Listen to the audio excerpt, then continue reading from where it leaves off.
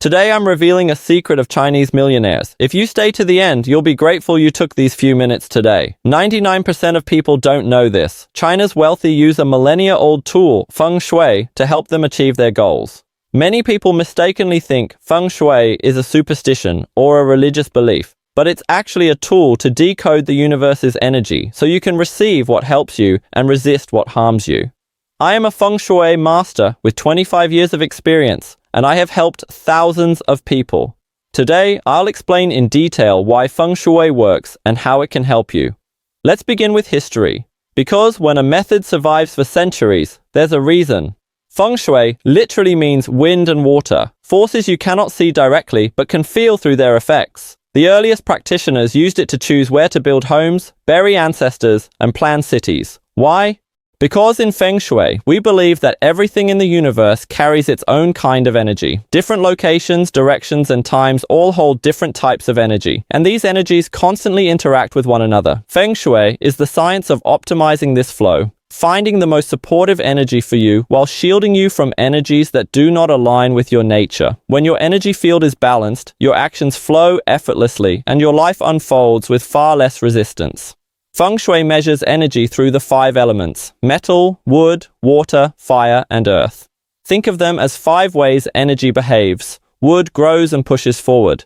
Fire heats, transforms, and accelerates. Earth stabilizes and absorbs. Metal clarifies, organizes, and cuts through.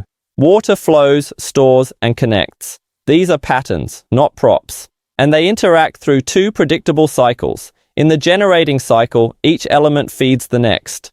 Wood feeds fire. Fire creates earth. Earth bears metal. Metal enriches water. Water nourishes wood. In the controlling cycle, each keeps another in check. Wood controls earth. Earth controls water. Water controls fire. Fire controls metal. Metal controls wood. Because these cycles are stable, we can diagnose any system, home, team, or life by asking 3 questions. Which element is excessive, which is weak, and which is attacking which? Let me make that real with a composite client story. Call her Lena, 36, high performer, constant friction.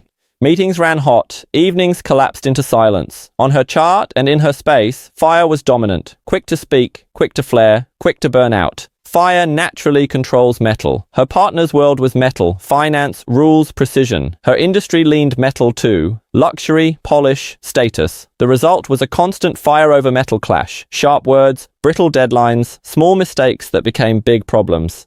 When we read it through the 5 elements, the pattern was obvious. Too much fire, too much metal, and no stable ground to absorb the heat.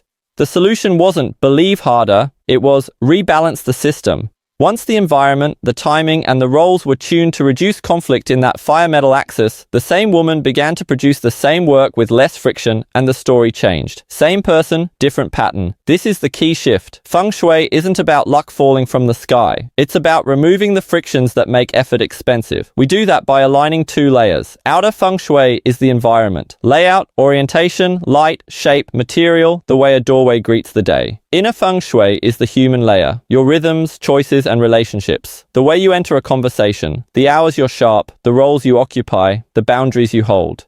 When outer and inner point in the same direction, something interesting happens. Work stops feeling forced. In classical language, that's wu wei, non-forcing action. In modern language, people call it manifestation. In practice, it is alignment. What influences that alignment?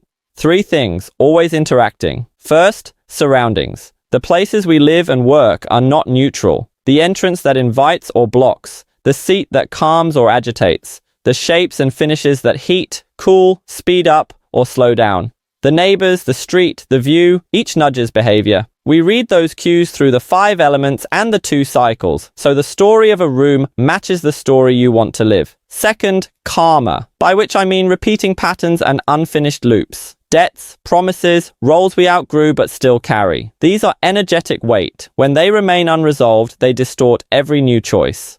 Feng Shui names the weight and shows where it sits in your space and schedule, so the loop can finally close. Third, personal balance. Some people run fire by noon. Fast, brilliant, and empty by 6. Some freeze in metal. Perfect sentences, no movement. Some drown in water. Endless ideas, no ignition. Some get stuck in earth, comfort that becomes inertia. Some explode in wood, constant growth with no pruning. None of these are moral judgments, they are patterns. Feng Shui gives you a vocabulary for them, and a way to bring the right counterweight back into the system. Put these pieces together and the framework becomes clear. History explains why the tool exists. The 5 elements explain how energy behaves. The cycles explain why conflict appears and how balance is restored. The client story shows the difference between forcing results and letting aligned results emerge. And the outer-inner model explains why a beautiful room isn't enough and why mindset alone isn't enough either. You need both. Now, why is this credible? Because it's falsifiable in daily life. If the theory is right, friction should drop when the pattern is balanced. Conversations should shorten, decisions should stick, sleep should deepen, money and opportunities should arrive through fewer detours. If the theory is wrong, none of that happens. You don't need belief to test it. You only need observation. In my practice, over 25 years, the same principle repeats. Change the pattern, and the outcomes change with it. And this is why the wealthy use it, not as a charm, but as leverage. When the environment and the person tell the same story, time compounds. Meetings that once spiraled end in 5 minutes. Effort that once scattered converges. The lucky break that looked random is just timing finally aligned with placement. What you call luck, I call flow you can design. So here's what this channel will give you next. I'll teach you the best Feng Shui placements for wealth and harmony. I'll teach you Feng Shui rituals that help you absorb the most supportive energy at the right time.